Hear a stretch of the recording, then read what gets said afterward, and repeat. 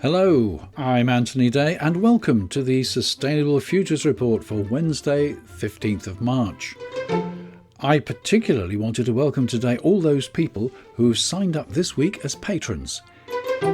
But I'm still waiting. However, if you would like to support the Sustainable Futures Report by becoming a patron, you can do so at patreon.com/SFR. Many thanks to all existing patrons for your loyalty and support. This week I'm talking about the power of the press, about how the rich view the climate crisis and what they're doing about it, how NASA is saving the world, and a different perspective on one of the oil majors. First, we're back to carbon offsets. Only last week, we were talking to Nicholas Cascalia of Compensate.com about carbon offsets and about the controversy raised by the Guardian newspaper and Die Zeit in Germany about the value of different types of offsets. There was a claim, hotly disputed, that 90% of the offsets certified by an organisation called Verra were worthless.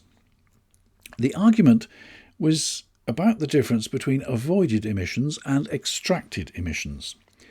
You'll remember that extracted emissions reduce the amount of greenhouse gas in the atmosphere, while avoided emissions are based on a promise that emissions will not be created, such as by cutting down a forest or clearing land. Extracted emissions reduce emissions in the atmosphere. Avoided emissions only prevent the total from getting larger than it might have been. The problem is that these offsets were being sold in the market as though they were equivalent, when they very clearly were not. But that was last week.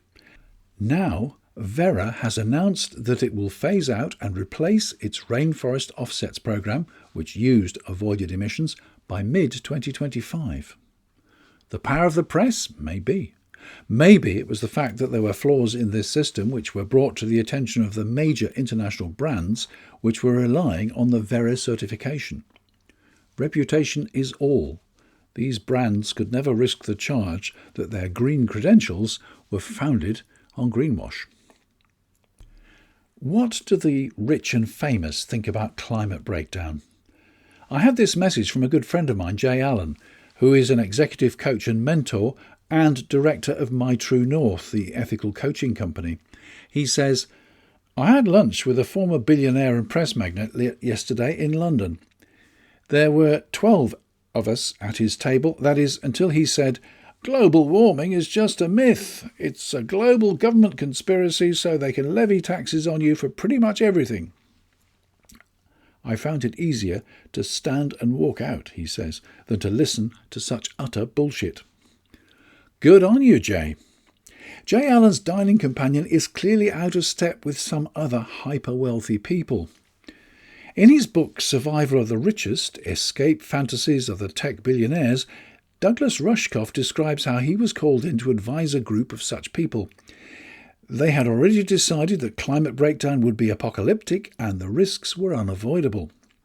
They were already planning their bolt holes and wanted advice on whether it was best to build them in Tasmania, New Zealand or Alaska.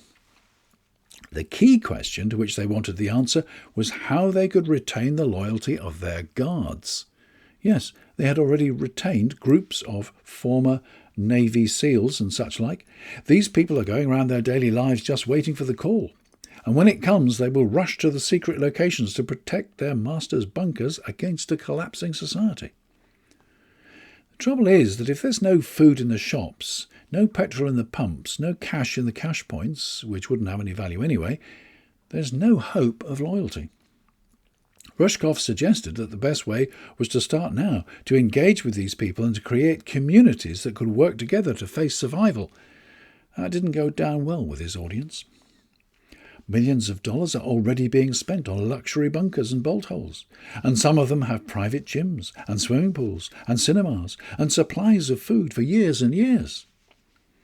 At the end of the day, there'll be little more than private prisons.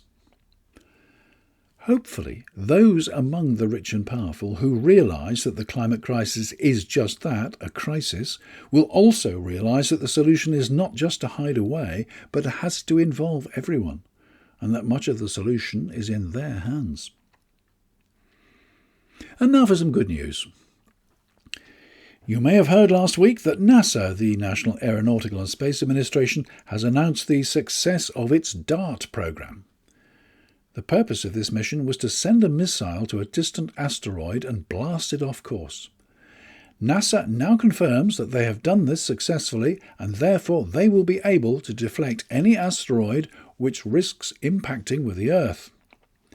We can now be reassured that we are safe from this danger to our civilization, which has an estimated probability of occurring of approximately 0.01%.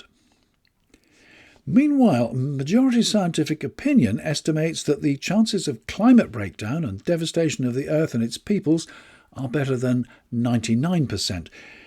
So far, we do not have a solution to this problem. Governments have made plans and pronouncements, but the actions taken are dwarfed by the actions of such as some fossil fuel companies working hard in the opposite direction. Politicians, at least in the UK, are keen on three-word slogans like "Stop the boats," "Get Brexit done," "Take back control," and so on. They seem less keen on action, not words, but are confident that all will be solved by net zero 2050. 2050 is far, far too late. But it is popular and convenient for politicians because by then, if they're not out of office, they will probably be dead. Make net zero now your watchword. Let's stop oil. The consumption of the typical refined products from 1 barrel of crude oil yields between 300 and 400 kilograms of CO2. And CO2 is the most common greenhouse gas, which is accelerating climate breakdown.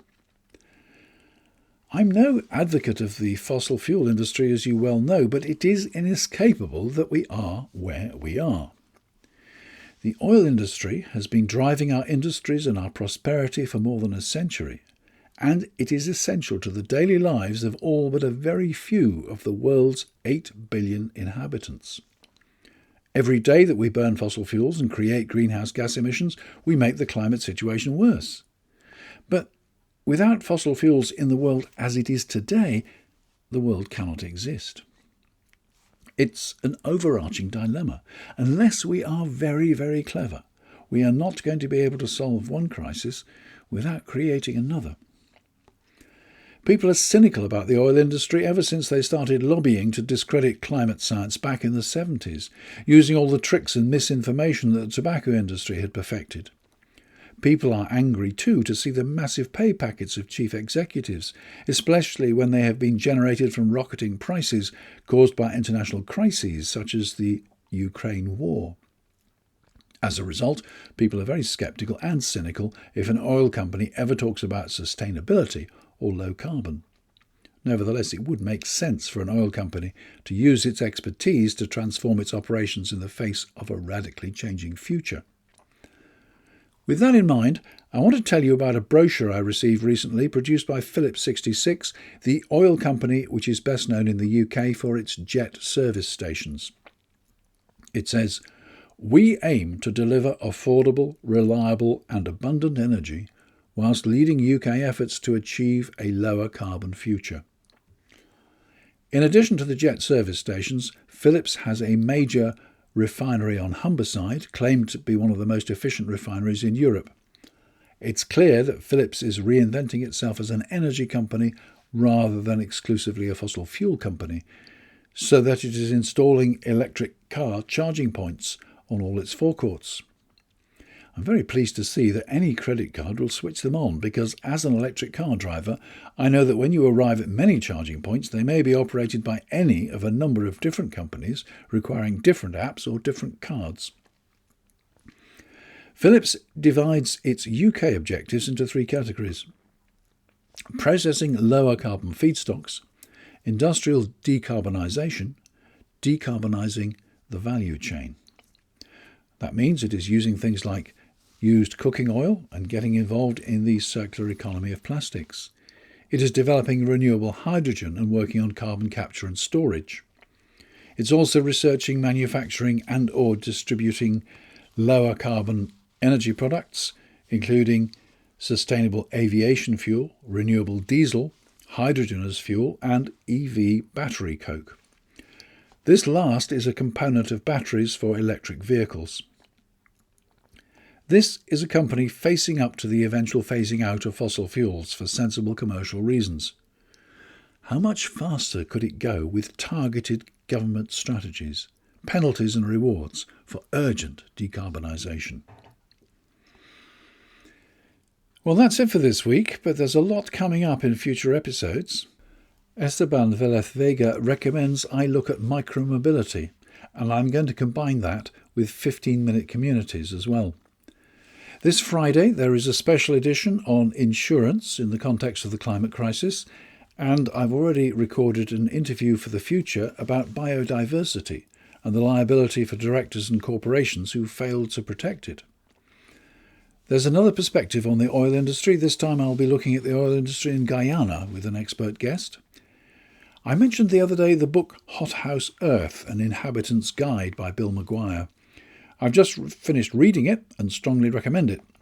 I'm delighted to say that Bill has agreed to be a guest, although we don't have a date yet. Then there's a suggestion from Ashari Ali that I should look at renewable energy in Indonesia. That's a country of 275 million people spread over 17,000 islands. We don't hear a lot from there very often, although my grandchildren are learning to speak Indonesian at school.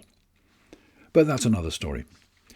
It's time to bring some balance to the Sustainable Futures Report. So there's plenty there and a lot more in planning as well. Plenty for you to look forward to and plenty of work for me to do. Thank you as always for listening, and thank you if you are for being a patron. Your support is very much appreciated. This has been about the power of the press. Let's not underestimate the power of the people for taking action or for simply ignoring what goes on. When people are being sent to prison for trying to explain to a jury that climate crisis was their motivation, as they are now in the UK, we all need to take care. We cannot afford to ignore what goes on. Let me remind you of this poem by Martin Niemöller. First they came for the communists, and I did not speak out because I was not a communist. Then they came for the socialists, and I did not speak out because I was not a socialist. Then they came for the trade unionists, and I didn't speak out because I wasn't a trade unionist. Then they came for the Jews, and I didn't speak out because I wasn't a Jew.